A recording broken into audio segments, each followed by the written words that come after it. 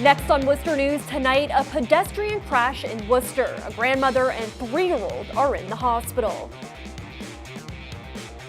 Plus, local students set to perform at the Hanover Theater later this week with a well-known rock band.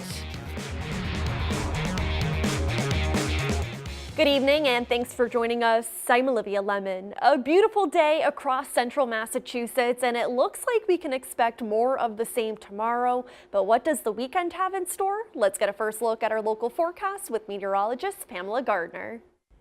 Hey there, good evening. We had a beautiful Wednesday, full sunshine. A few fair weather clouds developed in the heat of the afternoon, but otherwise our temperatures soared into the low 60s across all of Worcester County.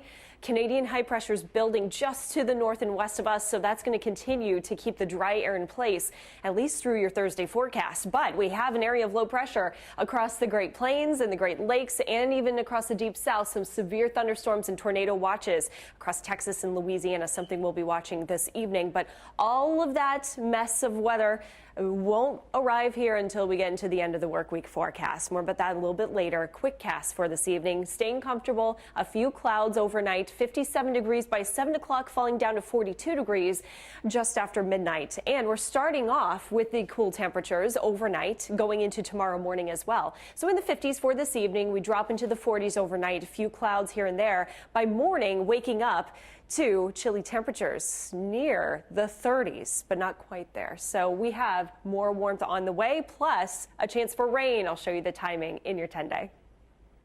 Charlton police are looking for the driver of a car they found over an embankment. Firefighters say they believe the car went over the ledge late last night near Buffinville Lake on the Charlton-Oxford line. They started to receive phone calls early this morning about the car. No one was inside when they arrived, and they have not located the driver yet. The fire department says crews removing the car had to be careful not to hit the fuel tank.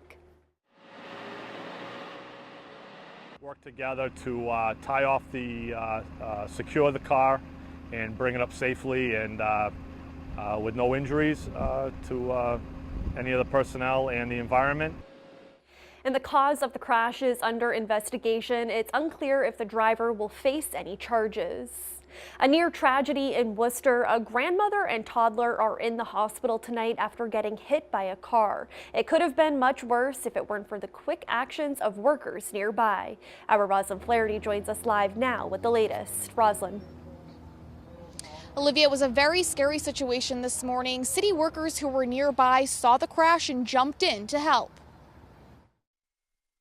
A mangled stroller at the scene where Worcester police say a car struck a grandmother and a 3-year-old child. The stroller was pushed under the front of the vehicle. The crash happened around 10:30 Wednesday morning in front of Foley Stadium. Police say this red car was stopped at the crosswalk waiting for the grandmother and child to cross when the silver car rear-ended the red car and lost control, hitting the crosswalk pole and the stroller. The driver of the red car and the silver car got out, and they were able to kind of pull the child out from underneath. Nearby DPW workers like Cody Hall jumped into action, also helping to free the child. Trying to help someone, you know, so it was, the heart was pumping, the blood was pumping, you know, the strength was there when needed. Police say the 2 victims were taken to the hospital with non-life-threatening injuries. They say if the child was pinned underneath the car's tires, it would have been a much different story. Thankful for that. Police say right now the driver is not facing any charges, but the crash is still under investigation. Live in Worcester, ROSLYN FLAHERTY, Worcester News Tonight. A new restaurant on West Boylston Street is robbed. The owner says they may have been targeted. West Boylston police responded to NOLA CAJUN kitchen early Tuesday morning. Surveillance captured 2 male suspects wearing hoodies and heavy clothing break a window and get away with a cash register. Robert NGUYEN says the kitchen has been open less than 2 months. He's thankful he had taken the day sales from the register, leaving the suspects only change. This building has been empty for the last 5 years, and you know, we came in, and I think there's a lot of buzz with the NOLA CAJUN kitchen. So the police think that they're here because they knew exactly where everything's at, you know, and we're very busy. Ask anyone who may have noticed suspicious vehicles or people in the area to contact them. They're also working to enhance surveillance for better pictures. Today is an unofficial holiday for the city of Worcester. Mayor Joe Petty has declared May 8th as 508 Day in recognition of the city's area code. The idea was created by Powwow Worcester. Organizers say it's a way to honor the city and the people in it.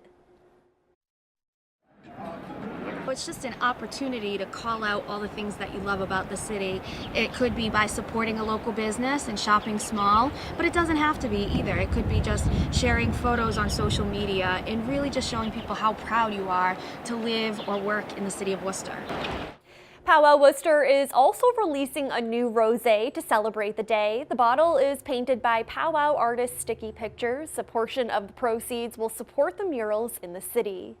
A group of Worcester students are set to perform at the Hanover Theater with rock royalty this week. After weeks of practice, the students say they're ready. Our Chandler Walsh joins us now with their story. Chandler.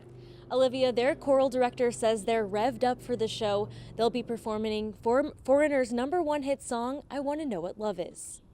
2, 3. A Burncoat High School chorus is rehearsing for a big performance. Thursday night, they'll share the stage with rock group Foreigner. I mean, it's not every day you get to work with such amazing artists. Like, everyone at church is going to love this because they're all older and they know about Foreigner. The 27 students are in the select chorus called Quadrivian, and they don't have to go a long, long way from home.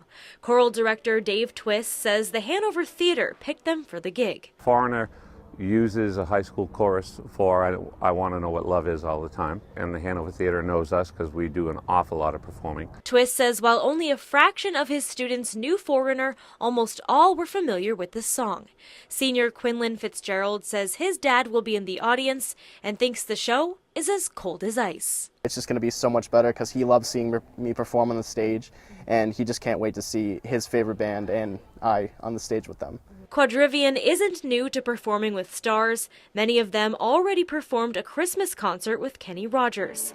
Martlyn Adu says this is another great opportunity. This would be a completely new experience, and I'm just really excited. For those students who want to go on into music for a career later, they can be inspired by what they are giving to an audience and what the audience is giving back to them. And performing with Foreigner isn't the Burncoat High Chorus's only gig tomorrow night. They'll also be performing at Mechanics Hall beforehand. Chandler Walsh, Worcester News Tonight. Now in its 7th year, a bullying prevention conference attracts hundreds of professionals. Educators, social workers, and others who work with youth gathered at North High School for the conference. National speakers discussed the importance of bullying remediation, prevention, and strategies. The day also included breakout sessions and interactive activities. It's our responsibility in schools every day to see that we can prevent students from bullying one another, but in the event that they are being bullied, we have to be able to intervene and provide support to the person being targeted for bullying, but also to have consequences for the aggressor. And today's conference was supported by DCU for Kids, the nonprofit charitable foundation of Digital Federal Credit Union.